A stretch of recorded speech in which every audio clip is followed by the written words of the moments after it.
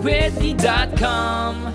So what's up, everybody? We are back here at the Pool After Dark with McCartney again. How are you? You've been here so many times. I know, it's crazy. This is like my 5th or 6th time here. I know, it's so crazy. It's Now, like my second home. it really is. We love having you here, which is really cool. What's one of your best memories so far of playing here in Atlantic City? One of my best memories. Oh, man. You know, I think one of my best memories is, well, the first time I came here, this is more exciting for me rather than anyone else, but there were some friends that I grew up with that I hadn't seen in like 10 years, and they all came out. I think it was actually for my 27th or 26th birthday, one of the birthdays that I was here, and it was a big reunion as much as it was a show for the fans. So that was a really exciting moment for me, and it's just always exciting being here. It's a fun crowd. I have so many fans here in New Jersey, here in the tri-state area. And it's always fun to come back to the East Coast where I grew up. In Atlantic City proper, like, what do you like to do when you're here? Honestly, other than playing here, I can't tell you before the age of 21 if I ever was in Atlantic City. I think my first time really in Atlantic City, other than maybe playing a show, was here at Pool After Dark. So it's really all I know. And I'm usually only here for like the night. I come in, we have a huge party, and then I'm out. So this is really all I know. Well, we'll have to get McCartney back here in Atlantic City soon. That's cool. Now, talk to us about, you're on the cover of Livid magazine. What was it like to shoot that cover? It was a lot of fun. I got to work with some really great artists who, it was something I'd never seen before, that style of taking a photograph, because we shot it as a regular photo shoot, and then they went back in post and digitally redid the photos in a way that it made them look like these sort of like Andy Warhol-esque sort of paintings, and I thought it was very creative and visual and perfect for a fashion magazine, and I think that interview actually was one of the more honest and liberating interviews I've done in a while. Got to speak my mind on a couple of things that were dear to my heart, so it was a good thing for me to do, and I'm proud of that one. Can you recap some of those things? Well, I think specifically there was a moment where I kind of took a stance on American songwriters and how I am defending them, and I think that streaming music is, legislation hasn't quite caught up to technology, and until songwriters are fairly compensated, I don't think that can like fully get behind the streaming thing. And I know a lot of my peers, Taylor Swift is always like I think she's sort of spearheading it. But I feel the same way. There's a fine line there, because if people don't want to pay for it, then why do you want to put it out there? But then again, you want fans to like your music, so there's a fine. And why would you put a song out there? As a consumer, like, why would you buy a song when you can get it for free?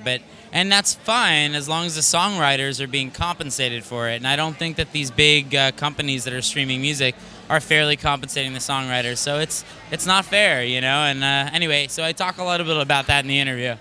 That's awesome. Now, talk to us about Young and Hungry. Talk to us about that. I know you're still filming that. I actually just finished. They're in the middle of, or about to finish season 2 of the show. And, as you watch, I think right now I'm celebrating Emily Osment, who plays Gabby on the show. She and I are having our first moment where we decide we're going to make love for the first time. And a lot of people here would like to be doing that with you right now. And it was a really fun show. I got to work with my friends. Emily's a good friend. Jonathan Sadowski is literally my next door neighbor. And so it was a really good time. And I did 5 or 6 episodes on this season. And, maybe they'll have Cooper back. We'll see. What about Alvin and the Chipmunks? You're playing Theodore? Yeah. So I just finished my first session recording for the new film. I believe it's coming out at the end of this year.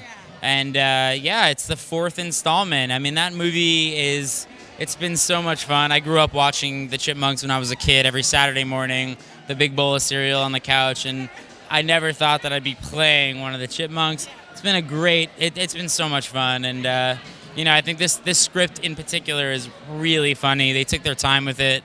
So it's a good, fun family moment in the movie theater. What about any future projects? What do you have going on? Aside from the Chipmunks, I've been back in the studio. I've been doing a lot of writing. not only for myself but for some other artists in mind, and just sort of keeping my writing chops, up there. So, If you won the lottery, like $20 million, what would you do with it? Honestly, I'd give it away to people who need it more than me. I've been very fortunate.